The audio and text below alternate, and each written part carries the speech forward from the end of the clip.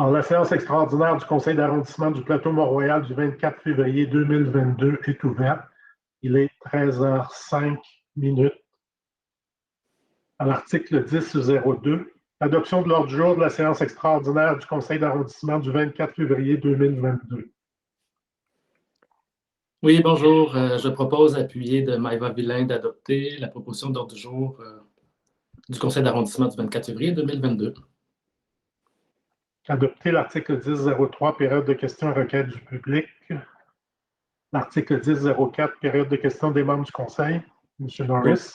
Oui, ma question habituelle, alors, pourquoi on fait la séance extraordinaire plutôt qu'une séance, l'adoption des points à l'ordre du jour en Conseil ordinaire.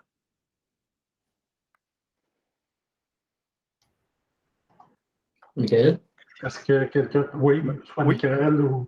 Avec votre permission, M. Rabouin, je me permettrai de répondre à la question de M. Norris. La volonté d'adopter la présente résolution dans le cadre d'une séance extraordinaire concrétise notre souhait d'accélérer le processus d'adoption de cette résolution-là, qui au final bénéficiera aux commerçants en accentuant la flexibilité que l'on leur octroie dans l'émission des permis de café-terrasse. Donc, c'est pour déjà donner suite aux nombreuses demandes que l'on reçoit déjà. Oui, je me permets juste d'ajouter que rendu où on est dans la saison, en troisième semaine de février, les commerçants ont besoin de planifier les travaux, leurs terrasses. Est-ce qu'ils vont avoir le droit d'en aménager ou ils n'auront pas le droit? Donc, à chaque jour, on reçoit des questions à cet effet-là. Donc, c'est important qu'on puisse déjà statuer pour pouvoir leur donner des réponses et qu'ils puissent planifier la saison estivale. Merci. Est-ce qu'il y a d'autres questions? Nous poursuivons l'article 40.01.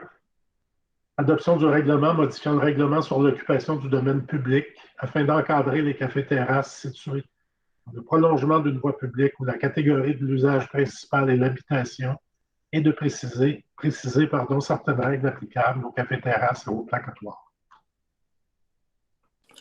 Oui, donc je veux juste rappeler quelques éléments de contexte qui mènent à l'adoption de cette résolution. Donc, on se rappelle, on est en contexte actuellement de pandémie. Le milieu de la restauration et des bars, c'est un des secteurs qui a été les plus durement frappés par la pandémie. Donc, ils ont été fermés pendant longtemps. On a rouvert, on a refermé. Donc, plusieurs entreprises sont en grande difficulté et tentent de passer coûte que coûte à travers cette pandémie-là. Et on veut s'assurer, nous, dans le plateau, qu'on a encore des cafés, des restos, des bars au sortir de la pandémie. Et un des éléments qu'on voulait soumettre aux citoyens, c'était la possibilité d'ajouter. Donc, l'année dernière, on a ajouté la possibilité d'avoir des cafés-terrasses sur les petites rues résidentielles, comme l'avenue Laurier-Est, Fairmont, Bernard, Saint-Viateur, Rachel, par exemple, Duluth. Donc, la possibilité d'ajouter des cafés-terrasses. Et là, on voulait le permettre aussi en prolongement de secteurs résidentiels, par exemple à l'intersection d'une rue commerciale, s'il y a un empêchement de faire la terrasse sur la rue commerciale, de pouvoir la faire sur le côté résidentiel, ou même en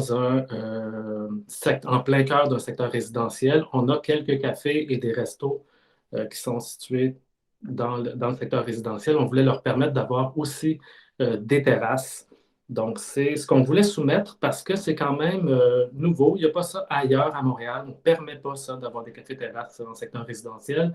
Et on voulait aller tester auprès des citoyens. Est-ce qu'ils partageaient comme nous cette ouverture-là d'aménager des cafés-terrasses? Pour le permettre, on a quand même mis des balises très claires et précises. Donc, on a voulu, toujours pour favoriser la cohabitation entre les voisins immédiats et les activités commerciales. Donc, on a proposé un maximum de 24 places. On a proposé un horaire de 7 h à 22 h, qui est le même horaire que sur les plus petites rues résidentielles. On proposait d'imposer un affichage obligatoire à l'extérieur qui précise les heures d'ouverture de la terrasse et les coordonnées du commerçant si les citoyens ont des préoccupations qu'ils veulent lui partager.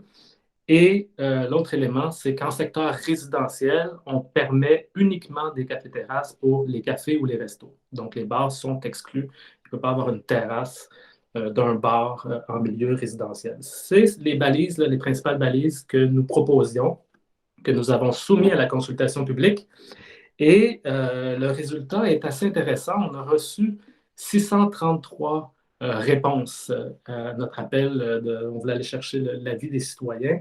Donc, 86% sont des résidents du plateau, 7% des commerçants et 7% sont autres, donc probablement des gens qui sont à l'extérieur du plateau. Donc, la très, très grande majorité des répondants sont des résidents du plateau.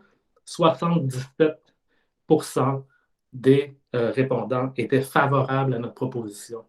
Donc, on se demandait si on avait l'acceptabilité sociale d'aller de l'avant avec cette proposition-là. On a un appui très fort des résidents du plateau, mais il y a des enjeux qui ont été soulevés tout de même qu'il faut prendre en compte. L'enjeu principal, c'est vraiment sur la cohabitation là, et l'impact sur les voisins immédiats, ceux qui habitent à côté des futurs cafés-terrasses.